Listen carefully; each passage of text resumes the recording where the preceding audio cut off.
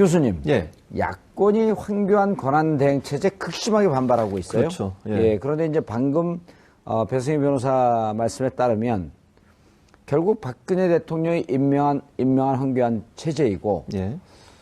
그렇기 때문에 또 하나의 박근혜 대통령이 있는 이 상황을 어떻게 받아들일 수 그렇죠. 있겠는가? 예. 왜냐하면 이제 황교안 총리 같은 경우에는 이게 우리가 한마디로 표현하면 예. 권력지향적 공안검사 출신이잖아요. 예. 이게 문제인 거죠, 사실은. 그러니까 야당이 결국 권력의 정점까지 갔어요. 그렇죠. 그게 여러 가지 사건, 예를 들면 2005년 삼성 그 검사 떡값 사건도 예. 노회찬 지금 의원이 그걸 폭로했지 않습니까? 그런데 본질은 얘기하지 않고 뭐 통신비밀보호법 그걸 걸어가지고 증거로 안 10여 받으려죠. 년 동안 잠자고 있었던 법을 그렇죠. 끄집어낸 법을 거죠. 끄집어내서 그 법으로 노회찬 의원이 주장한 거를 완전히 덮어버리고 노회찬 의원을 도리어 쳐버렸어요. 그렇죠. 이게 그럼 의원직도 박탈됐죠.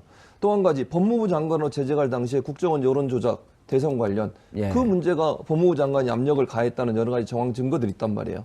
그러니까 이런 사람이 그리고 통합진보당 해산의 원고. 해산도 그렇죠. 예. 거기도 그랬고 그런 어떤 전례가 있는 사람을 대통령 권한 대행으로 앉혀놓는 것이 야당이나 또 진보적 시민사회단체에서는 받아들이기 힘든 거죠. 예. 저분이 과연 제대로 그러면 공정하게 대통령의 직무를 대행할 수 있는 능력을 갖고 있느냐 하는 부분에 있어서 의문이 생기는 것이고요. 또 지금까지 예를 들면 황교안 총리 같은 경우는 권한대행이라고 하는 것은 사실 제한적인 권한만 행사해야 되는 거예요. 국민이 예. 직접 뽑은 사람이 아니잖아요. 지금 박근혜 대통령이 권한을 임명한 거죠. 임명하고 본인이 할 수 없으니까 대행을 하는 거기 때문에 고건 전 총리가 했던 범위 내를 벗어나면 안 된다고 저는 생각합니다. 그건 본인이 직접 대통령으로 국민들의 선택을 받는 사람이 아니고 박근혜 대통령이 임명해서 박근혜 대통령이 이미 탄핵으로 쫓겨난 상황이기 때문에 본인은 최대한 그냥 국정을 문제없이 운영하는 데만 가야지 그 이상의 어떤 행위를 한다고 하는 것은 국민의 반발을 살 수밖에 없다고 생각이 됩니다. 예. 또 한 가지는 만약 그렇게 한다고 하면 야당이든 촛불이 그걸 용납하지 않을 거라고 저는 생각해요. 그리고 지금 이제 배승희 변호사님이 얘기했듯이 만약에 이게 길어지면요. 제가 볼 때 내일도 촛불 등장할 거고요. 그렇죠. 앞으로 계속 촛불은 등장할 겁니다. 하나만 얘기할 거예요. 하야해라 직접.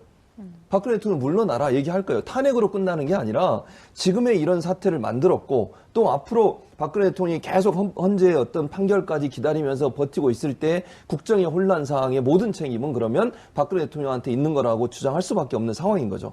그렇다고 하면 촛불은 결국 박근혜 대통령이 즉각 사야하는 것을 요구할 것이고요. 예. 그랬을 때 박근혜 대통령이 계속 버티게 되면 그건 또 더 안 좋은 결과를 가져올 가능성도 충분히 있다고 보고 그렇다고 예. 하면 황교안 총리가 권한대행으로서 뭐 대통령과 같은 권한을 행사하기에는 상당히 제한적일 수밖에 없다고 보는 것이죠. 예. 그런데 예.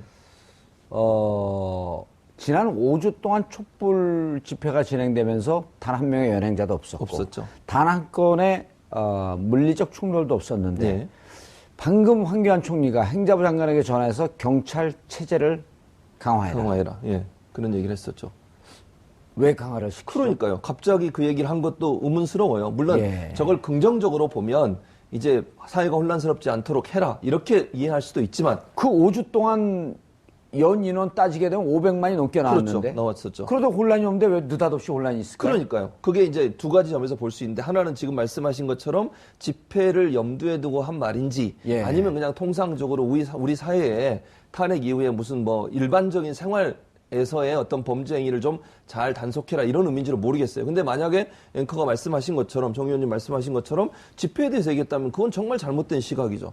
아니 지금까지 여러 번의 뭐 수백만 명이 나와서 집회를 하는 과정인데 아무런 문제가 없었어요. 예. 그런데 만약에 경찰이 차벽이나 이런 걸 통해서 그걸 막으려고 한다거나 이번 주부터 예를 들면 적극적으로 황교안 총리가 권한 대행을 권한을 행사해서 경찰을 이용해서 시위를 막으려는 시도를 한다고 하면 물대포를 쏜다거나.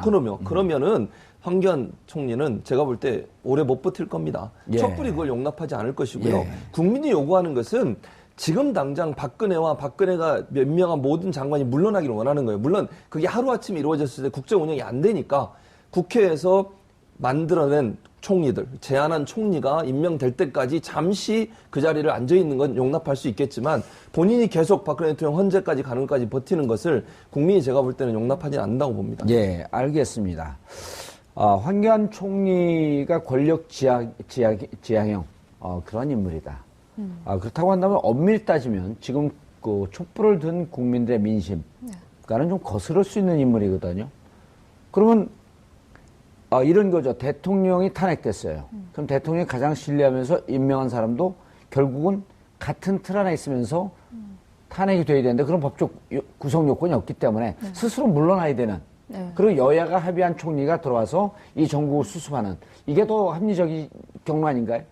그래서 그 사실은 대통령이 자신이 자진 퇴임할 때 또 국회에서 그 총리를 추천해주면 자신이 받겠다라는 얘기를 처음에 했었죠. 근데 야당에서 좀 반대를 하고 무조건 그때는 꼼수라고 봤던 거죠. 그래서 탄핵해라 이렇게 되니까 탄핵이 되니까 이제 와서 다시 이제 야당 입장에서는 우리가 총리를 추천하겠다 좀 이런 입장이 돼버리긴 했는데요.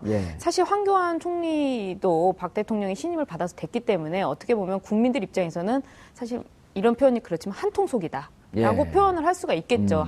하나다. 이렇게. 그리고 한통속이란 표현 적절한데요? 적절합니까? 그거 좀 적절하지 않으면 이렇게 표현하시죠. 그 밥에 그 나물이다. 네, 하여튼 그분이 그러신 것 같은데 국민들이 보기에는 최소한.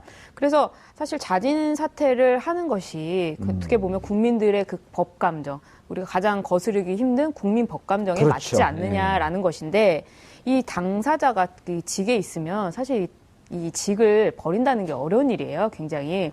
또 황교안 총리 같은 경우에는 여기까지 가고 싶어서 굉장히 노력을 많이 한 사람이고요. 그 대통령에게 신임을 받기 위해서 그 좀 무리하게 어떤 보수층의 입장을 대변하기도 했었고, 그렇게 본다면 황교안 총리가 오히려 좀 더 그 국무회의라든지 이런 부분들에 있어서 더 국정을 더 자신이 운영하고 싶다는 욕심을 보일 수도 있겠죠. 또 남자고 하니까. 그래서 근데 그렇게 보면은 이제 촛불이 가만히 있지 않을 것이고. 그렇죠. 그래서 문제점은 뭐냐면 이러나 저러나 혼란이라는 거죠. 사실 야당에서 총리를 먼저 국민의당에서는 원래 선 총리 후 탄핵을 요구했었는데 그 좀 반발이 있다 보니까 일단 탄핵부터 하지 않았습니까? 그래서 이런 거를 좀 차분하게 대응을 했더라면 좀 아쉽지만 이제라도 지금 문제는 지금서부터죠. 이제 그렇죠. 상황은 이제 벌어진 거고 어떻게 했으면 좋겠습니까? 황교안 총리가 물러나는 게 좋겠어요? 아니면 그냥 그 직무대행 체제를 하는 게 좋겠어요? 그리고 지금 보게 되면 적극적 권한 행사 체제로 나가고 있어요. 근데 저는 당장 대통령이 탄핵에 그 가결이 됐기 때문에 지금 당장 내려오라고는 그 국가적인 안보 사태 때문에 힘들고 야당에서 총리를 추천할 때까지는 최소한 기간을 두고 이렇게 좀 국정 운영하다가 그 국정 운영이라는 것이 어떤 적극적인 행보를 말하는 건 아니지 않습니까? 최소한의 것만 최소한의 고건 총리와 같이 최소한의 것만 하면서 그 시기를 기다렸다가 본인이 좀 자진 사퇴하는 모습을 보이는 것이 좋지 않겠느냐 이렇게 판단합니다. 지금 보면 대통령이 국무회의를 통해서 하는 말씀이 헌재 판결을 기다리겠다. 특검에 차분히 대응하겠다. 아직도 이 현실 인식이 좀 부족한 거 아닌가요? 거죠. 그러니까 본인은 그리고 황교안 총리는 7시에 국무회의를 소집해놨고 하겠다고 그랬죠.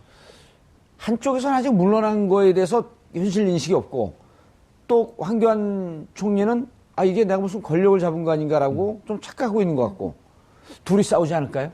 둘이 싸울 가능성은 제가 볼 때 좀 낮을 것 같은데 그런데 이럴 수는 있을 것 같아요. 황교안 총리가 배수민 변호사 잠깐 말씀하셨지만 적극적으로 권력을 행사하려는 시도를 할 가능성을 전혀 배제할 수는 이미 없죠. 그렇게 보여요. 그렇죠. 그러면 이제 문제가 되는 거예요. 만약에 그렇게 행동을 했을 때는 국민이나 아니면 촛불이 그걸 허용하지 않을 겁니다. 그러니까 지금 그 황교안 총리는 권한 대행이지 본인이 대통령은 아니에요. 그러니까 대통령에서 권한을 대행하는 건데 그거는 관리형 총리에 머물러야 된다는 것이죠. 어떤 정치적 행위를 하는 것은 하면 안 되는 거죠. 그러니까 국민이 정말 투표를 해서 당선된 사람이라면 그렇게 할 수 있지만 지금 박근혜 대통령이 고리 상태에 있기 때문에 그걸 대신 하고 있는 사람이니까 지방 관리를 잘 하면 돼요. 그리고 나서 여야가 합의해서 총리를 하나를 뽑으면 그 사람이 들어오면 자기는 사퇴하고 그게 본인이 해야 될 마지막 국민에 대한 소임이라고 저는 생각합니다. 국민들의 반발을 사지 않고. 직접적 권한 위임을 받지 않았기 때문에. 당연하죠. 국민이 준 게 아니잖아요, 지금. 그렇죠. 박근혜 대통령이 준 거고 박근혜 대통령은 국민한테 탄핵을 당했어요. 그러면 사실 얘기하면 지금 추미애 대표가 얘기했던 것처럼 내각에 대한 불신임도 거기 포함되어 있는 거 아니겠습니까? 대통령 탄핵했단 말은 대통령이 뽑아놓은 내각에 대해서도 불신임한 거예요. 그렇죠. 국민들 모두 다 입장에서는. 장관을 대통령이 임명했기 그렇죠. 때문에. 당연하죠. 자기 측근들로 예. 앉혀놨잖아요. 그런 알겠습니다. 사람들에 대한 반감이기 때문에 황교안 총리가 이 부분을 명확하게 인식해야 됩니다. 예. 국민이 지금 어떻게 생각하고 있는지 그 국민의 민심을 거스르는 행동을 하게 되면 본인도 탄핵의 대상이 될 수 있고 엄청난 반발을 불러올 수 있다는 것이죠. 예, 알겠습니다. 특검 얘기를 좀 해봐야 될 텐데요. 황교안 총리가 좀 적극적 권한 행사를 하는 것이 옳지 않다. 네. 그리고 엄밀하게 따지면 내각도 불신임을 당한 것이 마찬가지이기 때문에 이것을 빨리 소극적으로 활동을 하면서 접는 것이 맞다. 네. 그런데 이제